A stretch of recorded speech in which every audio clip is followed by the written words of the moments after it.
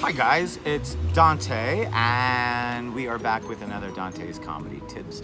And I have another guest on the show today. Today's guest is the very funny, and he just came in first place in the 2-year and under of the US Comedy Contest.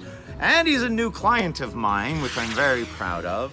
Ryan Joseph, everybody. Why do you have to say 2-year and under? Because it's Does it impressive. matter? I will say Does it this. matter? I will say this. You are one of our best 2-year and under winners of all time. I saw in you what I saw in like Sam Comro and some of the other ones that have gone on to stuff. And I was so happy that you won. And I think comics saw that in you too, because as we walked to the contest that night, you and I didn't even know each other, really, right? No. There were comics pointing you out, going, hey man, I think that's the guy who's gonna win your contest. Yeah. I was like, cool, man. Yeah. Were you feeling that? Yeah, I knew I was gonna win. Good. I always knew. I won like 20 contests. I always knew I was gonna win. Well, I mean, there were some really good comics that night, and I was surprised a few of them didn't place, but it was pretty. But that's how you win, by knowing you're gonna win. Yeah, I knew I was gonna win because my joke writing's perfect for that amount of time. Wow, that's interesting. And Yeah. it wasn't because you were psyched that you just knew you had strong material. Yeah. You know that you have a perfect one for festivals and contests. And Yeah. that's actually, is that your tip? That's my tip of the day. Interesting, great one, man. So Yeah. write a perfect set to showcase, right? Well, I saw your tip that you wrote the other day. I think it was one of your tips where you talked about how most comics, when they're new, they just jump into like the long routines and the long bits without mastering the tight one-liners, the Right. tight jokes first. And that made sense to me because when I first started, I was like, oh, I got to go up there and just talk and be funny, but it wasn't working, you know. And then I was watching Rodney Dangerfield and Jeselnik and Stephen Wright, and I was like, oh, that's what a joke is. That's it. And it's then, all built around that. now when you watch a long story, you realize it's really just 20 jokes strung together, Yeah, right? yeah. No comic is up there for 20 minutes telling you a long story and then you finally laugh. Yeah, but see, that's what I see a lot of comics doing, like newer ones in the local comedy, the LA comedy scene. They'll go forever just to get that one laugh when we only have 5 minutes. Right. So that's why I was like, no, And I'll people have to write pay attention to all that. that too. Who's at these clubs? People drinking Yeah, and they don't. and tired. And that's the other thing I tell my friends is like, they don't know us. Why do they want to hear about our lives and this big spiel about whatever? It's like they want to hear a joke because it's like, I don't know you, tell me a joke, right? Right. And it's like different, I guess, if you're like a major celebrity and they're like, you can say whatever you want, we'll listen. But it's like, I think I figured that part out where I was like, okay, I just got to write tight. Yeah, little you're a jokes. great joke writer. Thank you. But that's a very interesting tip, and it's so interesting, man, because like, here's what I thought you were gonna say. As when I said I won 20 comedy contests, I won them because I went in saying I was gonna win them and visualizing it and seeing it in my head multiple times. And I'll talk about this in a tip sometime. It's one of my best pieces of advice. But I thought that's where you were going, but when you said no, because I've mastered joke writing for a contest or festival, it's like, boom, man. Yeah. It's a great one. I try to I'll write 20 jokes and maybe get one good one that'll last me. It'll be a guaranteed laugh. Like Arlen said, I think like 95% of the time he'll write so well that he's going to get a laugh. So I'm never, no matter how bad I feel, I've gone on stage like. So you're writing mathematically. Yeah. I Wow! never thought of that. Wow, that's crazy, man. When I go on stage, like I know I'm gonna crush just because the jokes are so tight. And you're also a comic. Yeah. Because there's a lot of great writers out there that can't even tell their own jokes. That's the other part of it, but you have to deliver it. You have to know your own. I think when I learned the writing and then who I am, my persona, because I feel like a lot of comics want to be something they're not. When people look at me, they see a creepy white dude, redneck, shit like that, stoner. So I was like, all right, I'll exacerbate that. You Good. know? And my delivery is that. But like you'll see girls go up there and they want to be like Nikki Glaser or whatever, and happy and smiley, when it's like, dude, people see a bitch when they look at you, you Right. know? Pardon my language. Yeah, I mean, be yourself, because you're right, man. I see actually a lot of people. Who's the other girl, Glazer, from... Schlesinger? No. But just, I see people mimicking other female comics. Be yourself.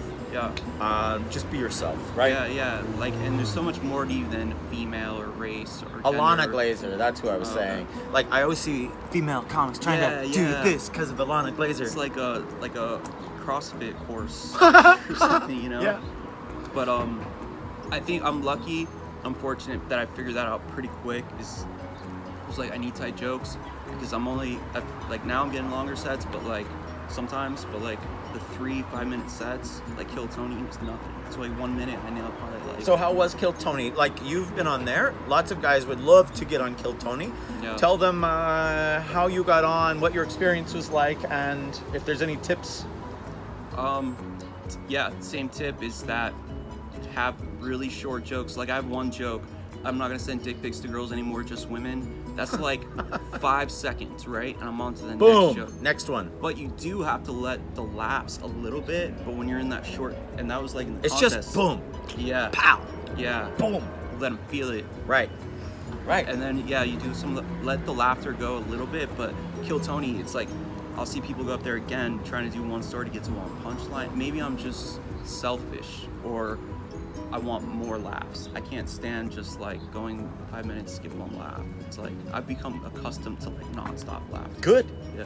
Imagine where you'll be if this is 2 years. Imagine where you're going to be, right? Yeah, I'll be pretty big soon.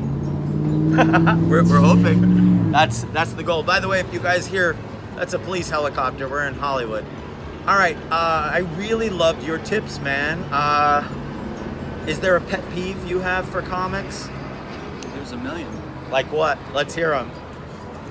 Henry, be cool, man. Well, like I alluded to before, I feel like comics don't know their worth. They go up there and they like women talk about sex a lot.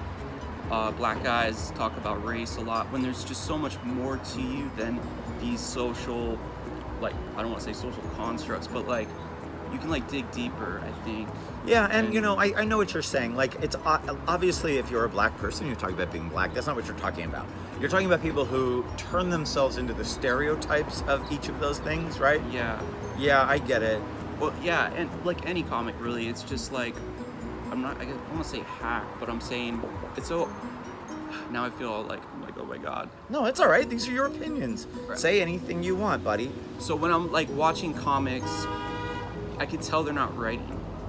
And that bothers me a lot because I like hold comedy sacred, all the acting and stuff like that. It's all to get to comedy, and it's like I can tell you're not writing and taking it serious. And when you go to potluck and stuff like that, there's these great comics that should be in there performing in front of that booker, and all these people that don't give a fuck, or at least my own perception, I could be totally wrong, are taking away I that understand. stage time. We all have seen actors come and go from this town that put together a 3-minute terrible set, but they show up to every open mic for the 2 years that they're in Hollywood, and then they just disappear. Yeah. Because they're just actors that were trying to get in any way they could. But it's frustrating to me. Like I'll see, because I have like 10 friends I could name, or maybe 5, that are just. You have 5 friends? It's crazy. Boom! That's a lot, man. But like they're so funny, but they never get a chance to go up there and show because someone's like, I think I'll try comedy today. Well, welcome to show business, because I could name 10 people that if you saw them, you'd go, wow, they're funnier than the 10 funniest comics that, you know.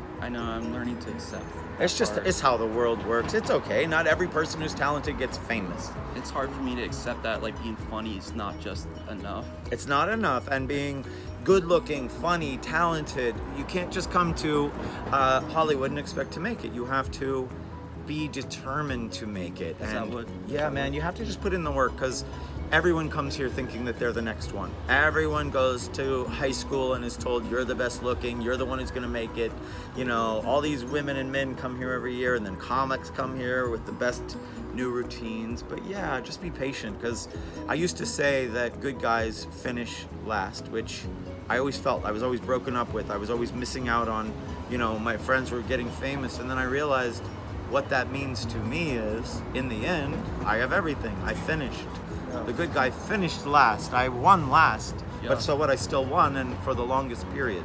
Yeah. To me, that's how I take it. But that's because I'm in it for the long haul. Like, you want to be a road dog, right? And on TV. And I want to just have this be my life. That's why I look up to you. And that's why Henry, please chill out. I do like the 9 to 5, still the day job. And but I'm starting to see like some other things can play where I'm like seeing the light of like I don't have to do that. You know, there's other avenues. But one more thing I will say. Yes. One thing I've learned in life, I guess, action is the key, and that bounces off what you said. Like, it doesn't matter what I feel or think as much as it matters what I do. And like when I don't want to go to an audition, when I don't want to go to an open mic Yes, or a show, you go. That's when you go. That's when you go, when you don't want to go. Yeah. She and I didn't want to go out the other night, me and my wife, and What then one of my clients called, and we went to this theater, and we watched the whole Corey Feldman, Charlie Sheen thing unravel, and I was glad we went out. Yeah. I was there live to see it. So get out, go see life.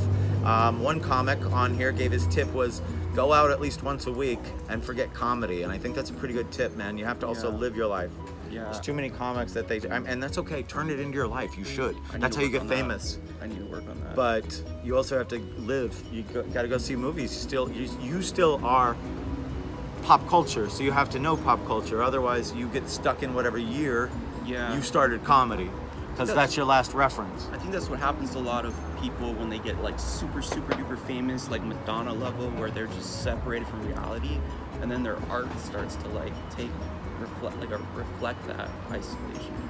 Right, and but she for a while was a good example of someone who changed with the times, know? And I don't know where she is now, but for a long time, from the 80s, she went from this material girl, and then the 90s, she had a cooler look, and then cooler, and whatever. I'm just saying, like, she was one of those ones who evolved with the times, and that's another good tip. Yeah. You can't stay stagnant, you know what I mean? I started in the 80s, and I saw guys who still looked and dressed like the 70s. And we're telling jokes that I was like, they were so far over my head, I had no idea what they were talking about. You know? I get it. Well, I kind of get it. Yeah, I mean, there's always going to be age differences, but remember that the things that you see on television and then in the news, that's what we all are experiencing together, basically, right? That's what I love about comedy, because like, in my mind, I'll be like, you should have started when you were 20 or 19, but like, they're really, you look at Carlin, and he's up there like, what, 70-something years old, just as relevant, just as potent. Right, man. There's no retirement age in our business, you guys. Just as influential. Right. If not more than influential than anything, Give them your social media, please, and thank you so much for being on here, buddy. At Real Ryan Joseph's my Instagram. It just flew across the screen, right? Yeah, it did. That's awesome. At Real Ryan Joseph. Yeah, and Twitter. I need to like get more engaged. Yeah, what's happening on Twitter? I just went there and it's like you haven't done anything there. I hardly. Since like hardly. I think it said 2016 was the last time. No, I've been posting. Lately. Oh, you have? Oh, yeah, okay. yeah. Right. But no, I'm just teasing him. There's like 60 followers on Twitter. I know, it's horrible. But like, what do I tweet? Just like, hi, bottled water sucks. By the way, is your Twitter the same as your Instagram? I'm sorry, Ryan C. Joseph. Why? 1. Everybody, here's my tip. Make all of your social media the same because you can. So pick the one that isn't taken on this one or that one. Find the one that you can have all the way across. That way you don't have to say more than, find me at Dante the Comic. I'm Dante the Comic on everything, right? Can I change it on Twitter? You can change everything. I'm glad you actually gave 2 different ones because I've been waiting for someone to do that so I could give this tip. I need to because I forget my Twitter. Yeah. You should. All right, you guys, that's a great tip. You should have the same handle on each one because here's why. I repost people all the time and I copy and paste and all of a sudden I put it on Twitter and now when I see it, their name is not coming up in blue because they have a different name on Twitter than they did from Instagram and I'm not gonna look it up. So I'm just done with them at that point. I mean, Instagram I'm all over, but like when I went on Kill Tony, he asked your social media handle and it was like, and that really blew it up. I'd like to do it again. See, if you would have had it on Twitter, both would have blown up. Yeah. See, that's a great example of why. So go fix those today. It's easy. All right, bye, you guys.